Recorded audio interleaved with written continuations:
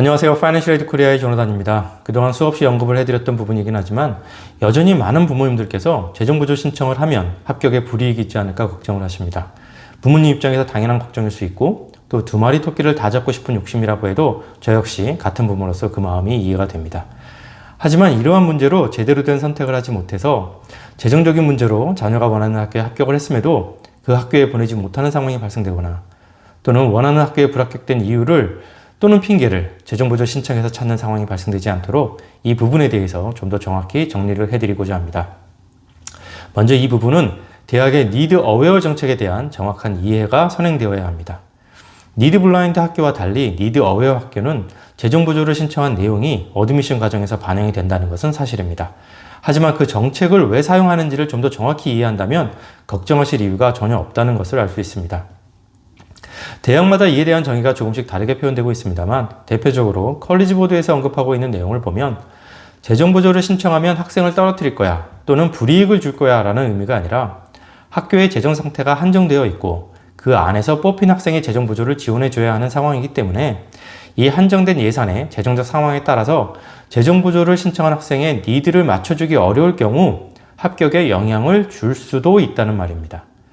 즉, 재정보조를 신청하면 떨어뜨리거나 불이익을 줄 목적으로 이 정책을 사용하는 것이 아니고 뽑은 학생 순서대로 그 학생이 필요로 하는 니드에 맞춰서 재정 지원을 해주다 보니 어느 시점에서는 학교의 예산이 학생이 필요로 하는 니드 금액을 지원해주기 어려운 상황이 될 수 있다는 말입니다.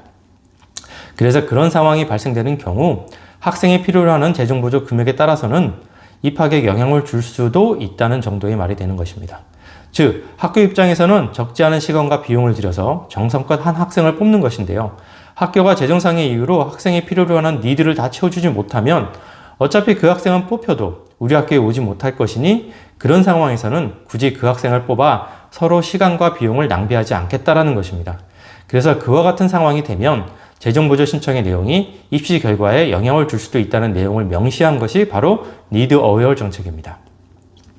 두 번째는 각 가정의 재정 상태에 따른 정확한 의사결정이 우선되어야 한다는 것입니다.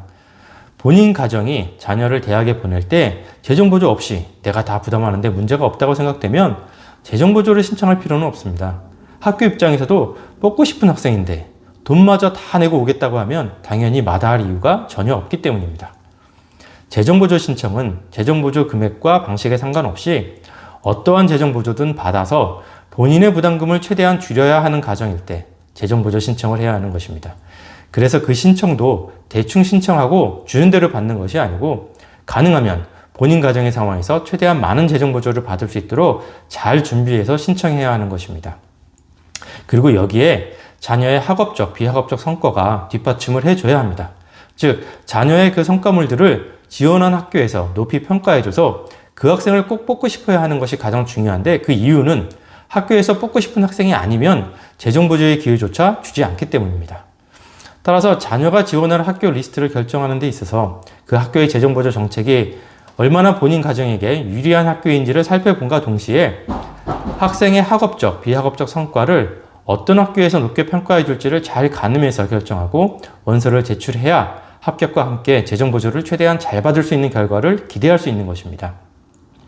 그리고 추가적으로 인터내셔널 스튜던의 경우도 상대적으로 미국 학생들보다 합격률이 훨씬 낮아 입학이 더 어렵다라는 현실과 함께 외국인으로서 I-20를 학교로부터 받기 위해 입증해야 하는 내용과 재정보조를 신청해야 하는 그 입장에서의 내용이 서로 상충되는 부분이 분명히 있기 때문에 좀 더 복잡한 셈법이 요구됩니다. 하지만 기본적으로 앞서 말씀드린 학교의 재정보조 정책상의 내용과 재정보조를 진행하는 절차상의 내용은 전혀 다르지 않습니다.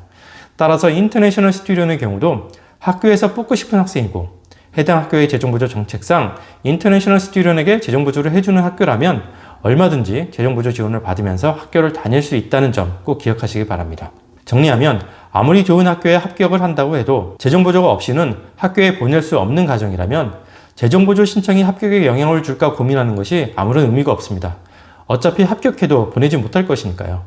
그럼에도 합격 걱정에 재정보조 신청이 꺼려지는 경우라면 재정보조 신청 없이 원서를 제출하고 당락의 결과를 받아보는 것이 나중에 재정보조를 신청해서 떨어졌다는 그 핑계를 찾지 않는 유일한 방법입니다. 따라서 재정보조 신청이 필요한 가정일 경우 재정보조를 신청하면 합격이 안 될까 하는 걱정을 하기보다는 학생은 원하는 학교를 갈 수 있도록 준비를 열심히 하고 부모님은 재정보조를 통한 본인 부담금을 최대한 줄일 수 있도록 사전에 준비를 잘 해놓는 것이 최선의 길이라는 점을 꼭 기억하시기 바랍니다.